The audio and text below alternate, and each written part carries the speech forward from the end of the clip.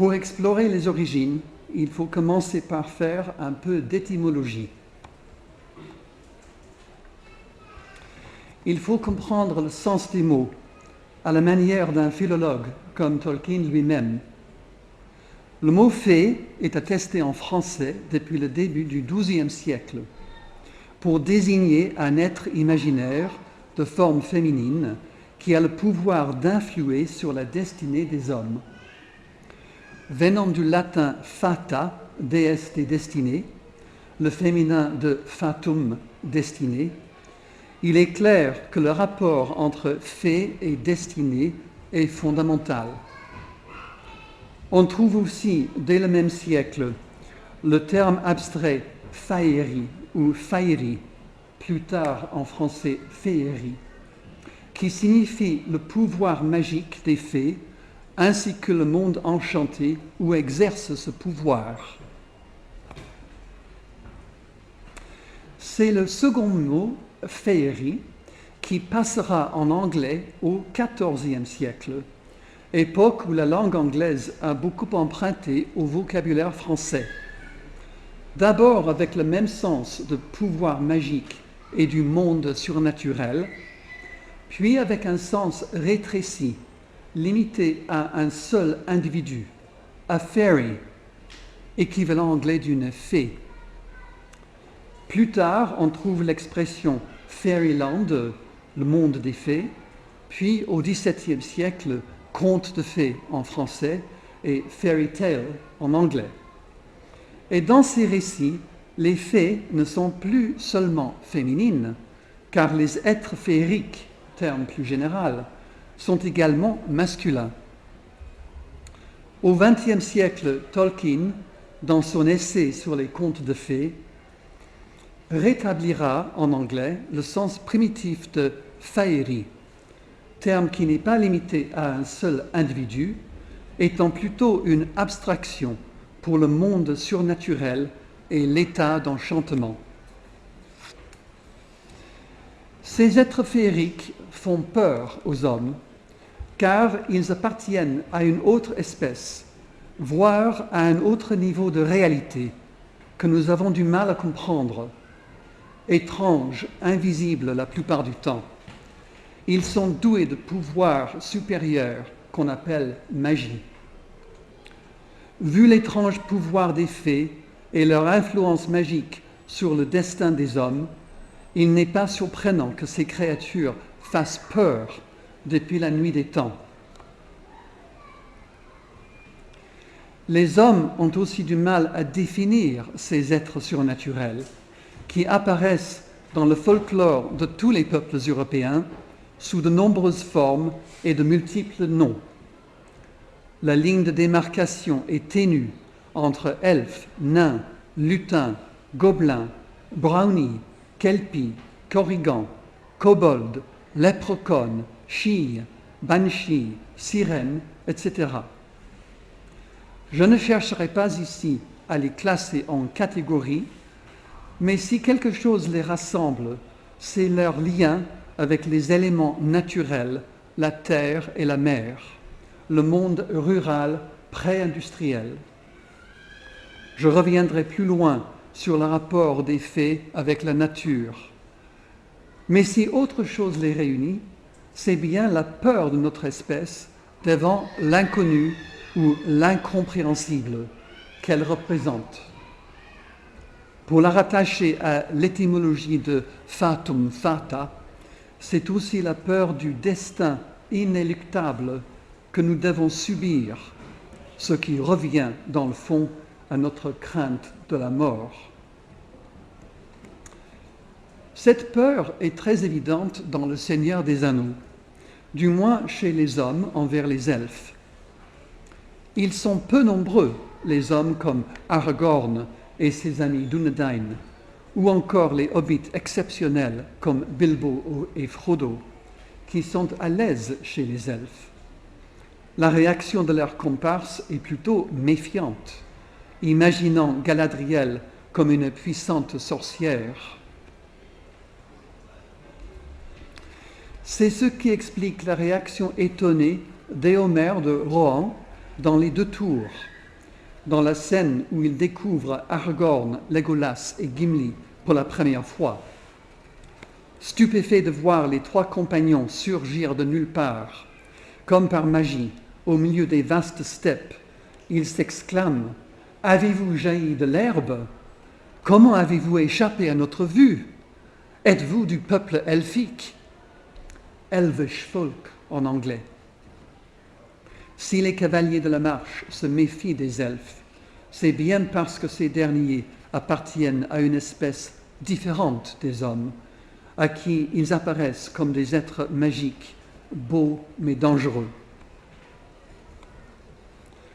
Le mot elvish fait écho à Sir Gawain et le Chevalier Vert, poème du XIVe siècle dont Tolkien a préparé à la fois une édition du texte médiéval et une traduction en anglais moderne. Le chevalier transformé par magie en géant vert est désigné comme Alvishmon, c'est-à-dire homme elfique ou être étrange, mystérieux. C'est le sens normal du mot elvish à l'époque, c'est-à-dire le XIVe siècle. La croyance aux fées était autrefois très courante en Europe. Plusieurs sortes de créatures féeriques, dont les elfes, étaient censés habiter cette zone aux frontières invisibles. Et les idées les plus diverses, voire contradictoires, les entouraient. Selon les sources, le folklore du Moyen-Âge assimile les fées soit aux anciens dieux de la préhistoire païenne, soit aux anges déchus de la tradition judéo-chrétienne, soit aux esprits de la nature, soit encore aux morts humains, les revenants, et parfois à un mélange de tout cela. Une chose est claire, les elfes de Tolkien ne ressemblent en rien à l'image des fées dans certains contes pour enfants du XIXe siècle, surtout les contes en langue anglaise. Diminutives, ailées, habitant au fond du jardin, dansant de fleur en fleur. Ces dernières semblent s'inspirer de papillons et libellules. Grandissant, Tolkien a fini par détester cette idée acquise durant une enfance victorienne, image qu'il trouvait indigne. Il reconnaît par ailleurs que son emploi du terme elfe se distingue de l'usage courant au XXe siècle, mais il voulait rétablir le sens médiéval, celui d'avant Shakespeare.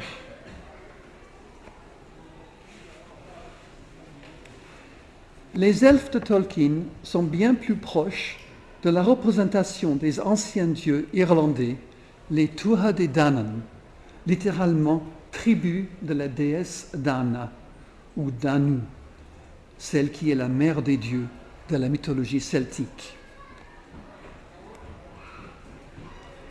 Ces derniers appartiennent à une race très ancienne, les bâtisseurs des dolmens de l'époque néolithique, que les Celtes conquérants ont repoussés. Ils sont dieux dans le sens de toute mythologie antique, c'est-à-dire des êtres surhumains, magiques si l'on veut, qui nous ressemblent physiquement tout en restant supérieurs à tout point de vue. Grands, beaux, nobles, dignes et puissants, les guerriers de ce peuple légendaire auraient été battus durant l'âge de fer par les Irlandais nouvellement établis dans l'île, qui les ont contraints à se réfugier sous terre, dans les montagnes et les tertres, dont ils deviennent les esprits tutélaires. Plus tard, avec l'arrivée du christianisme, ils ont échappé à la nouvelle religion en devenant invisibles. Tout comme chez Tolkien, les elfes du début du IVe âge s'effacent, s'évanouissent, disparaissent graduellement pour laisser la place aux hommes. Mais les Irlandais du Moyen Âge, même chrétiens, ne mettaient pas en doute l'existence des êtres féeriques, qu'on appelle le bon peuple, euphémisme employé pour ne pas les froisser par inadvertance. N'oublions pas que ce sont les moines chrétiens, écrivant en gaélique à partir du VIe siècle, qui ont conservé ces traditions païennes. C'est ainsi qu'une noble race antérieure s'est vue transformée en fée, connue dans le folklore irlandais de l'époque moderne comme habitant redouté des anciens lieux sacrés.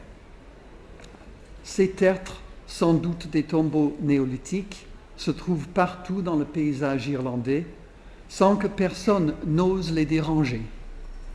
Selon la croyance populaire, les malheureux fermiers qui les ont fait passer au bulldozer afin d'aplatir leurs champs en ont payé le prix.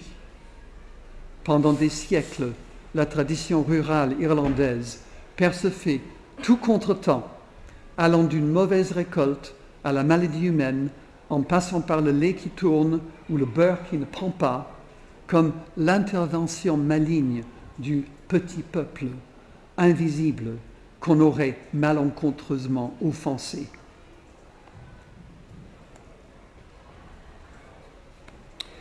Tolkien connaissait la mythologie celtique aussi bien que celle du monde nordique, même si cet aspect de ses œuvres reste peu développé chez la majorité des critiques littéraires.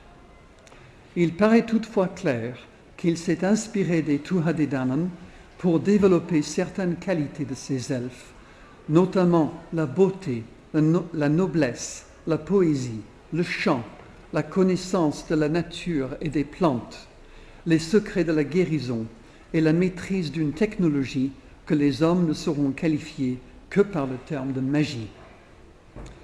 On apprend dans l'histoire de la Terre du Milieu, tome 5, que Tolkien avait l'intention d'écrire davantage sur les Tuatha Dé Danann dans le chapitre 4 de son récit inachevé, La route perdue.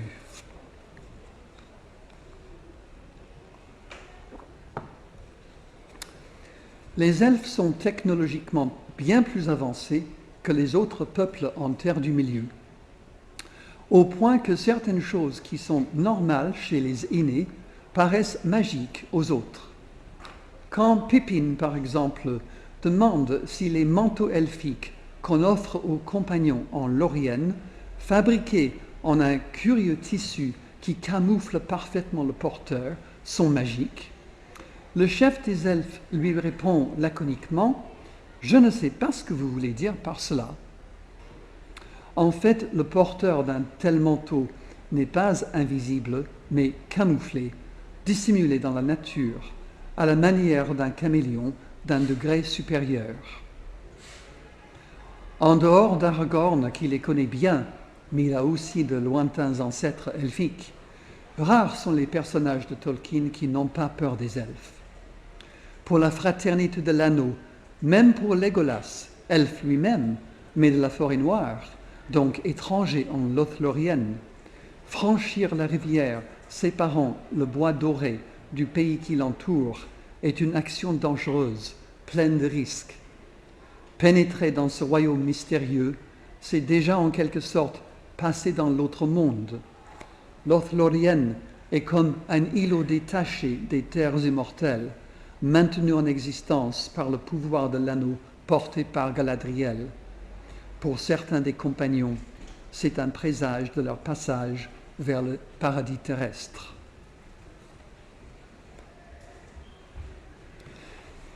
Il existe une certaine tradition populaire héritée du Moyen Âge concernant le retour des êtres humains après un séjour dans l'autre monde, celui des fées. Les rescapés sont généralement confus, désorientés, en particulier au sujet du passage du temps, croyant qu'ils étaient absents seulement quelques jours, alors que de nombreuses années ont écoulé en réalité. Dans le cycle mythologique irlandais, le cas le plus connu est celui du héros Oisin, qui passe 300 ans au pays de jeunesse, Tir na nOg en gaélique, avant son retour en Irlande, où il meurt aussitôt après avoir reçu le baptême des mains de Saint Patrick. Oisin présente une analogie avec les personnages de Tolkien comme Elrond, qui sont mi-homme, mi-elfe, car son père est un homme le célèbre guerrier Finn McCool, alors que sa mère est une déesse, l'une des Tuatha-Dé-Danann. La raison pour ce décalage est que chez les êtres féeriques, qui sont immortels, la notion du temps n'a pas le même sens que pour nous. Au vu d'un homme, tout est lent dans l'autre monde, car il n'y a aucune raison de se presser. Alors que pour les humains, la vie sur Terre est brève et il y a urgence si l'on veut accomplir quelque chose. On retrouve un écho de cette inversion des valeurs dans Le Seigneur des Anneaux, notamment lors du séjour des compagnons chez les elfes de Lothlórien, où les hobbits perdent les repères temporels et, en partant, ne savent plus combien de temps ils y sont restés.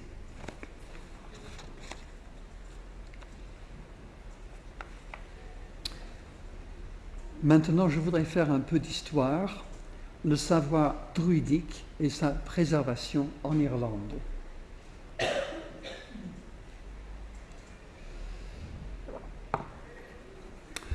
Beaucoup plus qu'en Gaule ou en Britannia, l'île de Bretagne, l'Irlande a su conserver et maintenir ses traditions celtiques, si bien que la mythologie irlandaise représente la source la plus riche de notre information sur les croyances des anciens peuples celtiques. La raison en est simple. L'Irlande a échappé aux armées de Rome qui l'ont laissé tranquille. Pour comprendre la disparition d'une grande partie des traditions celtiques dans les pays voisins, rappelons que, ici, en Gaule romaine, la langue gauloise est morte, sans laisser de descendants, car elle a cédé la place au latin impérial, ancêtre du français. En Bretagne insulaire, la langue celtique n'a certes pas disparu, car elle a donné naissance aux Bretons et aux Gallois modernes. Malgré cette survie linguistique, les pratiques druidiques qui devaient l'accompagner ont été détruites par les Romains. Aucun témoignage interne n'existe, ni côté gaulois, ni côté gallois. Cela s'explique par le fait que les Celtes, barbares entre guillemets pour les Romains, ne pratiquaient pas l'écriture. Plus encore, les druides, leurs chefs religieux et intellectuels, se méfiaient de l'écriture pour des raisons à la fois philosophiques et élitistes. D'abord, ils croyaient que l'écriture rendait l'esprit paresseux. Ils n'avaient pas tout à fait tort. Alors que le savoir celtique se fondait sur la mémoire et la transmission orale. Puis, ils tenaient à défendre leur propre caste, car pour devenir druide, il fallait faire 20 ans d'études, ce qui commençait dès l'âge de 7 ans, en mémorisant tout. C'est aussi à cause de cela que nous connaissons si peu de choses sur la religion celtique, car rien n'était conservé par écrit. Il s'agit d'un choix, pas d'un manque de culture. Jules César raconte que les druides gaulois connaissaient le grec et l'utilisaient pour certaines opérations, comme la comptabilité, mais refusaient de l'employer pour documenter l'histoire, la tradition, la croyance. Au 1er siècle de notre ère, les Romains ont tout fait pour briser le druidisme gaulois, puis le druidisme breton ou gallois. En l'an 61, ils détruisent leur principal sanctuaire, situé sur l'île de Maune, au nord-ouest de la côte galloise, Anglesey en anglais. Purement politique, cette persécution n'avait aucun caractère religieux. Au contraire, les druides étaient vus, non sans raison, comme fomentateurs de révolte contre l'autorité impériale. La résistance britannique ne semble pas avoir été très forte, du moins telle qu'on l'évoque dans les sources romaines, notamment chez l'historien Tacite au début du siècle suivant.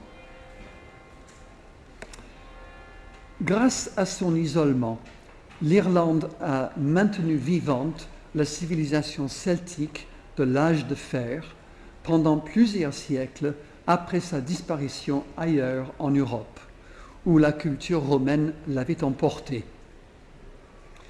L'archéologie montre qu'il existait des relations commerciales entre l'Irlande et l'Empire romain.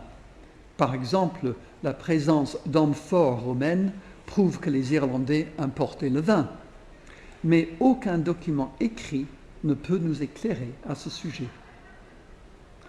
Là encore, comme dans le cas des druides gaulois, ce refus de l'écrit de la part des savants irlandais n'était pas dû à un manque d'éducation. Vers le IVe siècle, avant même la conversion chrétienne des Gaëls, les druides ont inventé un alphabet autochtone nommé Ogham, qui consistait en 25 symboles, chacun portant le nom d'un arbre. Aucune histoire pourtant n'est conservée en Ogham, car on l'utilisait quasi uniquement pour graver les noms des défunts sur les stèles funéraires. Le nom Ogham offre un point de contact intéressant avec la mythologie gauloise. En effet, le terme vient du nom d'un dieu, Ogma, l'un des Tuatha-Dé-Danann, patron de l'éloquence et de la poésie, censé avoir inventé les caractères de cet alphabet. Le même personnage, dans sa version gauloise, s'appelle Ogneos. En tant que découvreur ou inventeur d'un alphabet, Ogma est comparable au dieu nordique Odin, censé, lui, avoir inventé le système runique qui caractérise les inscriptions primitives en langue germanique. Ces exemples du temps de l'Empire romain montrent que les peuples dits barbares étaient conscients de l'intérêt de l'écriture, dont ils avaient certainement vu chez les Romains des documents en grec et en latin, mais ils refusaient néanmoins d'adopter cette technique pour transmettre leurs propres croyances aux générations futures.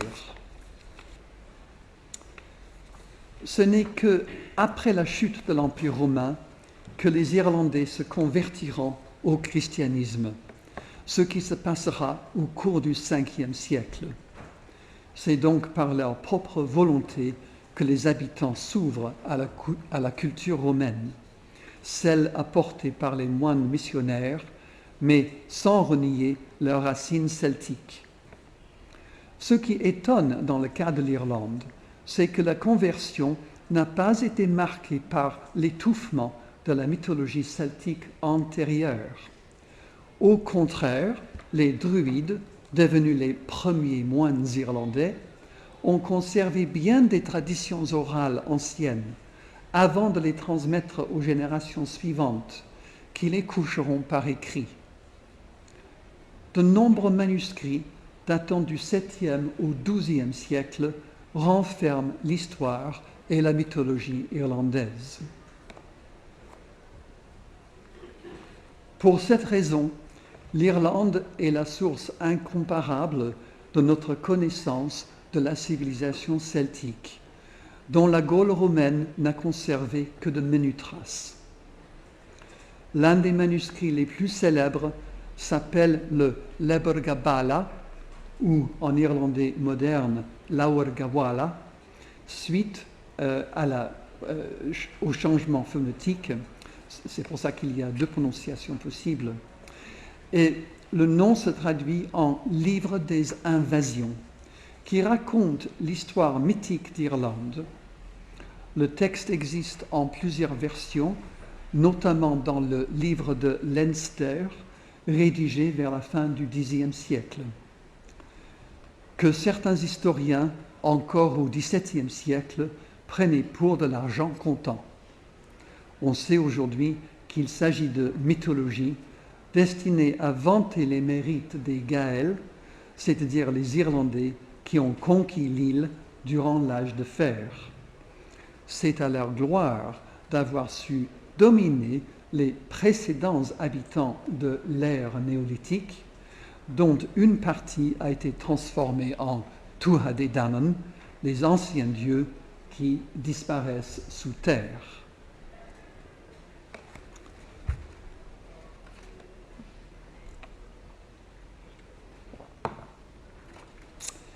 La croyance en les esprits de la nature se trouve partout dans le monde, dans toutes les cultures traditionnelles, dans toutes les mythologies anciennes d'Europe, dans les panthéons grecs, romains, celtiques et nordiques.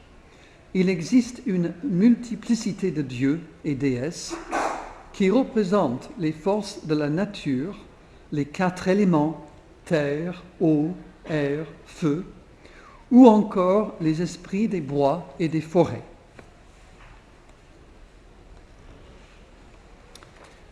Les habitants invisibles des tertres d'Irlande font penser aux nymphes de la mythologie grecque.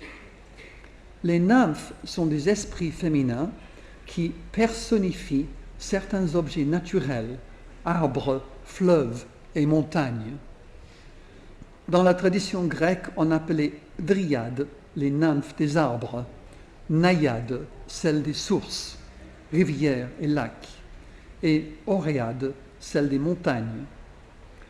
Elles sont représentées comme jeunes et belles, possédant des dons supérieurs, tels la prophétie, et vivant très longtemps, mais pas forcément immortelles, car les objets qu'elles habitent, notamment les arbres, peuvent mourir, ce qui entraîne la disparition de l'esprit qui l'habite.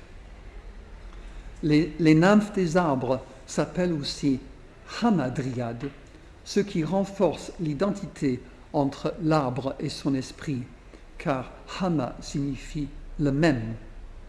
L'arbre vivant possède donc un esprit qui fait corps avec lui. Toute la nature est habitée par ces nymphes, qui, selon Harvey, auteur d'un célèbre guide de la littérature classique, ressemblent beaucoup aux fées.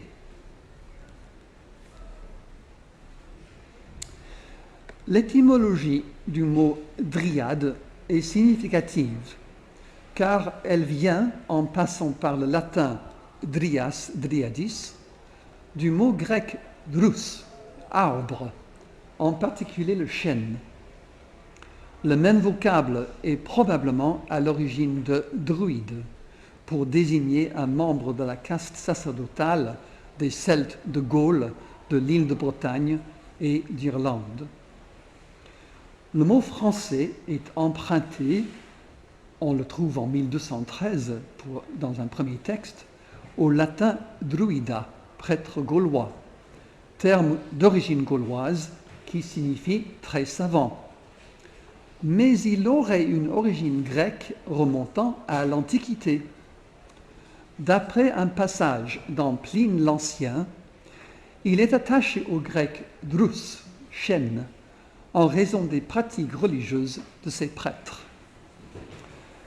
Même si Alain Ray, relevant la possibilité d'une étymologie strictement gauloise, druides très savant, ne donne pas entièrement raison à l'historien romain, le fait est que Pline, vivant à Rome un siècle après la conquête des Gaules par Jules César, connaissait la nature sacrée du chêne pour les druides et voyait, lui, dans le grec, la preuve d'une relation linguistique entre les savants celtiques et le mot grec pour cet arbre. En gaélique d'Irlande, le mot équivalent au druide gaulois est drui, D-R-U-I, sorcier, ce qui tendrait à renforcer l'étymologie celtique très savant par rapport à chêne. Mais de toute manière, les deux sens ne s'excluent pas, d'autant que le mot gaélique pour chêne est très proche de drui. Le chêne en gaélique, c'est dur, génitif dara. Pour remonter encore plus loin dans l'étymologie ancienne, derrière les mots latins et grecs se trouve la racine indo-européenne Deru, qui signifie solide, ferme, résistant, associé à la racine verbale der, tenir fermement, soutenir, ce qui donnera en français, par le biais du latin durus, dur, durable, enduré. Cette même racine donnera en vieil anglais à la fois le mot pour arbre, en vieil anglais treo, anglais moderne tree, et celui pour vérité et confiance, en vieil anglais treoa, treoth, en anglais moderne true, truth, et troth pour la fidélité, aussi bien que trust. On constate alors tout un faisceau de correspondance entre les dryades, esprit grec des arbres, et les druides, prêtres et savants gaulois, ainsi qu'entre ces derniers et les mots anglais tree et truth.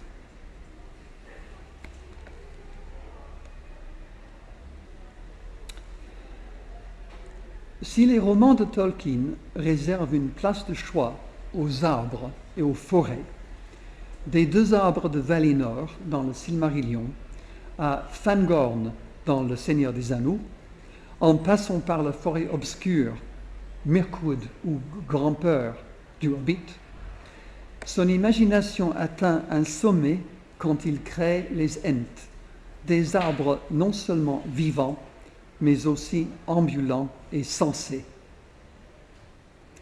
On sait que Tolkien avait un grand amour pour la nature en général, les plantes, les fleurs et spécialement les arbres, qui lui prodiguaient un sens de bien-être.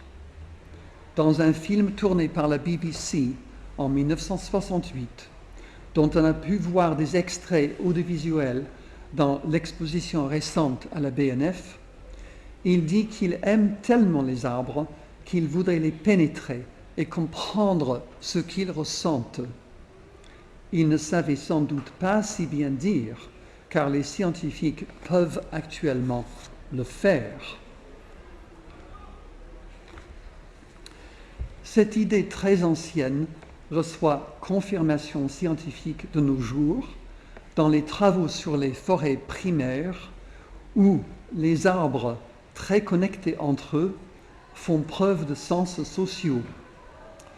Ceci est beaucoup moins vrai pour les bois plantés par les hommes qui ne laissent pas aux arbres le temps de se développer et qui coupent leurs liens naturels.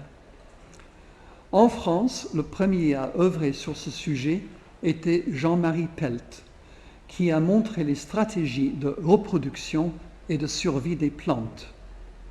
Dans une merveilleuse série télévisée, il a utilisé une technique de tournage lent pour filmer les plantes sur plusieurs semaines qui, une fois mises en marche rapide, permettait littéralement de voir les feuilles s'ouvrir et l'herbe pousser.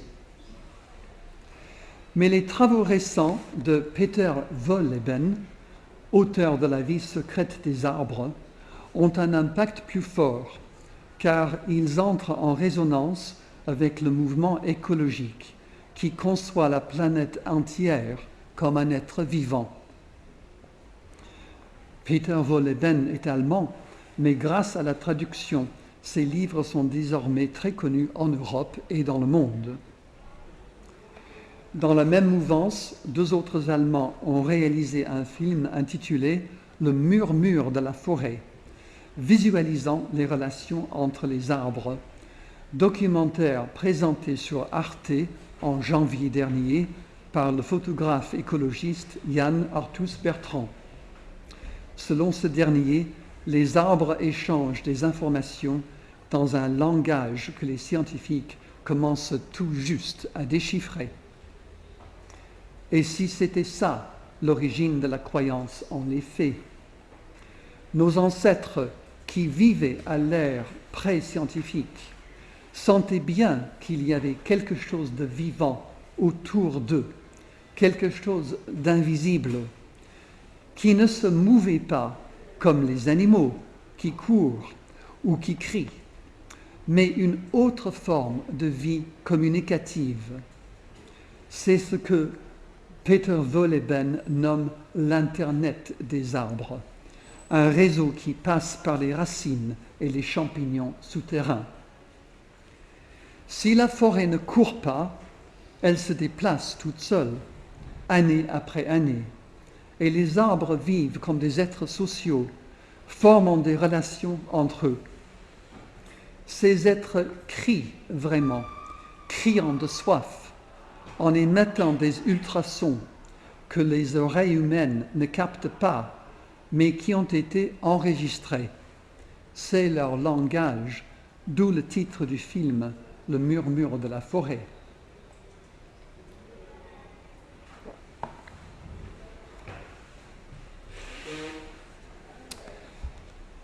Tolkien travaillait en sciences humaines, pas en sciences dures, mais intuitivement, il devait certainement sentir la même chose. Il avait une relation particulière avec les arbres, dépassant l'amour, allant jusqu'à l'identité. Cela se voit dans sa création des Ents, décrits comme les bergers de la forêt ou bergers des arbres. Ils ressemblent eux-mêmes à des arbres ambulants. En fait, ils rappellent les images de Jean-Marie Pelt qui montraient les plantes en train de croître. Les forêts jouent un rôle très important dans l'œuvre de Tolkien. Il y a d'abord dans Le Hobbit Mirkwood, la forêt obscure, ou de Gramper, comme on l'appelle dans la nouvelle traduction. Elle est enchantée, mais dans un sens qui est mauvais, périlleux, remplie comme elle l'est d'un esprit de mal, au point que les arbres eux-mêmes deviennent menaçants, bloquant le chemin de Bilbo et les nains. Ce type de menace prend un nouveau tournant dans Le Seigneur des Anneaux, dans la forêt sauvage qui se trouve juste à la frontière est du comté, incarné par le vieil homme Saul, véritable personnage qui semble doté d'une intelligence malveillante de surcroît. Lorien est évidemment une forêt enchantée, beaucoup plus positive, par la bonne magie de Galadriel et son époux Celeborn. Là, les elfes transforment les arbres en habitation. Mais si les végétaux sont d'une extraordinaire beauté, il n'y a pas de suggestion que les arbres eux-mêmes sont mus par une volonté intrinsèque. C'est tout autre quand les membres de la communauté arrivent dans la forêt de Fangorn, mot Quenya qui signifie tree beard ou sylve-barbe, et rencontrent le personnage du même nom. Tous le sentent, mais l'elfe Legolas est particulièrement sensible aux mystérieuses résonances des voix de la forêt. Les Ents sont des êtres géants, sortes d'arbres ambulants. Ils sont lents, mais parfaitement intelligents et doués de paroles, capables de communiquer avec les autres peuples libres en utilisant le parler commun. Mais comme ils restent souvent immobiles, ils ressemblent tellement aux arbres aux alentours qu'un passant ne peut les distinguer, à moins qu'il n'ouvre les yeux, quand les hobbits se rendent compte que Sylve-Barbe les regarde. Selon lui-même, ils ont de plus en plus tendance à se fixer et à somnoler, au point de retourner dans l'état d'arbre d'où ils viennent. Cela laisse supposer que les Ents, qui ont les 5 sens comme nous, représentent en fait le sommet de l'évolution végétale. Pour cette raison, ils s'occupent des arbres de la forêt, protégeant ceux qui ne peuvent pas se déplacer. Les Ents, en tant qu'espèce, semblent malheureusement en voie d'extinction, car ils ont perdu leur partenaire féminin, les Entwives, les femmes Ents, qui sont partis cultiver leur jardin alors que les mâles préfèrent rester dans la forêt vierge. L'idée des arbres sexués n'est pas du tout fantaisiste, car c'est la base de la pollinisation. Les horticulteurs savent que peu d'espèces d'arbres peuvent se féconder toutes seules sans la proximité de deux individus, l'une femelle, l'autre mâle.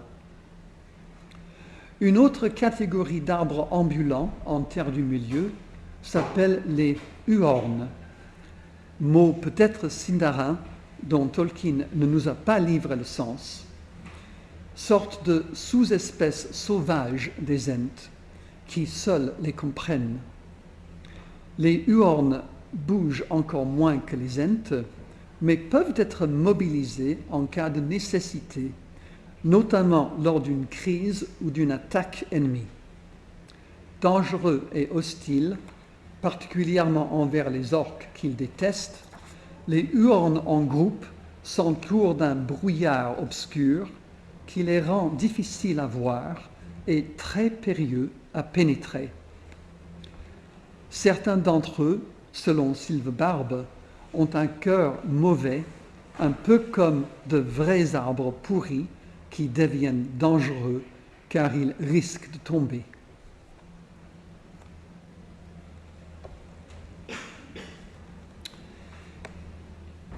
L'un des pionniers dans le domaine de l'anthropologie comparée était Sir James Frazer, auteur d'un livre très célèbre qui s'appelle Le Rameau d'or, qui explore les relations entre les mythologies et les folklores, les croyances animistes et les religions monothéistes.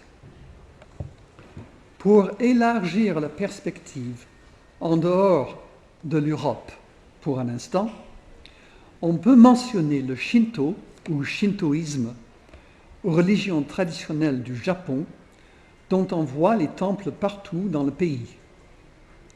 Mélange d'éléments polythéistes et animistes, le mot Shinto signifie voix du divin ou voix des dieux. Les dieux en question étant les esprits de la nature. Son concept majeur est le caractère sacré de la terre dont l'homme fait partie. Cela peut concerner les forces naturelles, la pluie et le beau temps, le vent, les orages, les volcans, mais aussi les arbres et les fleurs perçus comme vivants. Les croyances animistes du Shinto rejoignent celles des Celtes anciens, ainsi que les nymphes de la mythologie grecque, en ce qu'elles aperçoivent dans chaque élément naturel, dont le moindre arbre, la présence d'un esprit qu'il faut respecter. L'origine des fées peut donc être rattachée à cette notion courante dans la religion celtique de la présence d'un esprit dans chaque arbre, voire chaque élément naturel, comme les montagnes, les rivières et les lacs.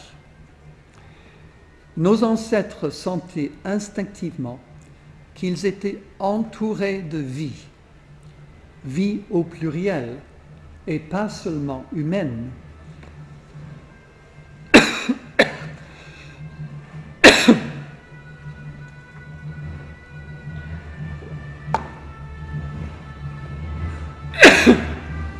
Pardon.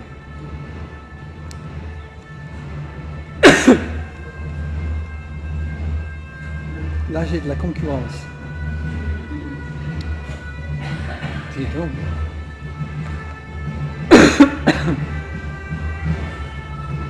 J'ai presque fini, mais ça arrive au mauvais moment.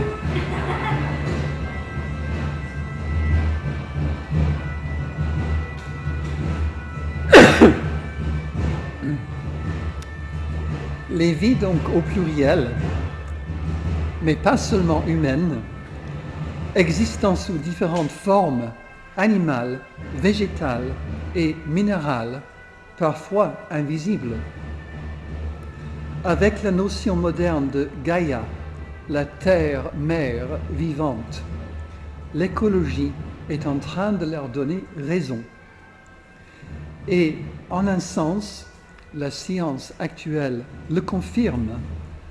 Toute forme de vie a une origine commune. Et même s'ils ne parlent pas comme nous, les végétaux font partie des espèces vivantes et sensibles, douées de sensations. Pour moi, c'est ce qui expliquerait l'origine des fées, la perception chez les peuples anciens que la nature était vivante. Mais la nature elle-même, ainsi que les êtres féeriques qui l'habitent, sont étranges et ambigus, plutôt à redouter, sinon à craindre, car on ne sort pas indemne d'une rencontre avec l'autre monde. En cela, on peut reconnaître la peur de l'humanité devant la mort, ainsi que devant les forces mystérieuses, parfois destructrices, de la nature qui nous entoure et qui nous habite. Merci.